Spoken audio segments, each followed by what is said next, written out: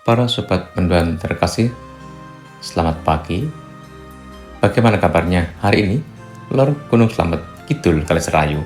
Mugo poros dulur selamat lan rahayu. Kita berjumpa kembali dalam renungan pagi mendoan, menyatu dalam doa dan renungan dari Katedral Kristus Raja Purwokerto hari Sabtu 27 Juni 2026 bersama dengan saya Romo Martinus Ngarlan. Injil Tuhan hari ini dari Matius 8, 5 sampai dengan 17.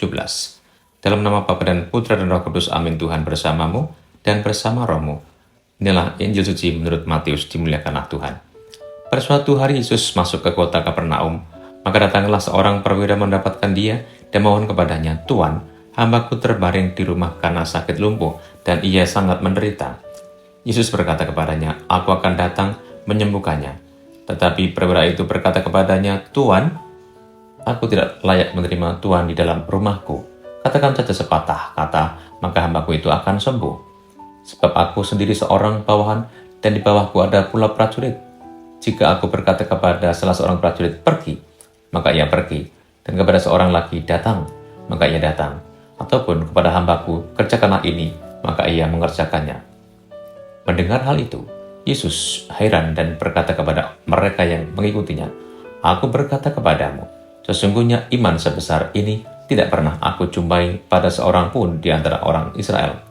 Aku berkata kepadamu, banyak orang akan datang dari timur dan barat dan duduk makan bersama dengan Abraham, Ishak dan Yakub di dalam kerajaan surga. Sedangkan anak-anak kerajaan itu sendiri akan dicampakkan ke dalam kegelapan yang paling gelap. Di sanalah akan terdapat ratap dan kata gigi." Lalu Yesus berkata kepada perwira itu, "Pulanglah dan jadilah kepadamu seperti yang engkau percaya." Maka pada saat itu juga sembuhlah hambanya. Setibanya di rumah Petrus, Yesus pun melihat ibu mertua Petrus terbaring karena sakit demam. Maka dipegangnya tangan wanita itu, lalu lenyaplah demamnya. Wanita itu lalu bangun dan melayani Yesus. Menjelang malam, dibawalah kepada Yesus banyak orang yang kerasukan setan, dan dengan sepatah kata Yesus mengusir roh itu dan menyembuhkan orang-orang yang menderita sakit. Hal itu terjadi supaya genaplah sabda yang disampaikan oleh Nabi Yesaya. Dialah yang memikul kelemahan kita dan menanggung penyakit kita. Demikianlah sabda Tuhan, terpujilah Kristus. Para sobat penduan terkasih, Yesus menyembuhkan hamba seorang perwira yang sakit parah. Yesus juga menyembuhkan ibu mertua Petrus yang demam, dan Yesus juga mengusir roh-roh jahat yang merasuki banyak orang. Untuk rahmat dan mujizat dibutuhkan iman dari seseorang atau dari kita, dan juga kehendak Allah yang terjadi. Beriman pada Allah itu dibutuhkan sikap berserah dan bukan pasrah. Pasrah itu penyerahan tanpa usaha, semua diborongkan, dipasrah bongkokkan kepada Allah. Dengan kata lain, menyerah. Berserah itu mengandalkan Allah, sembari berjuang. Dan ini membutuhkan iman yang besar. Jadi setiap orang yang beriman kepada Allah.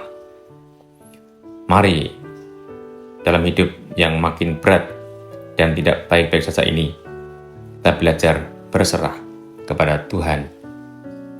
Berserah di dalam iman bahwa kuasa Allah sungguh terjadi atas kita.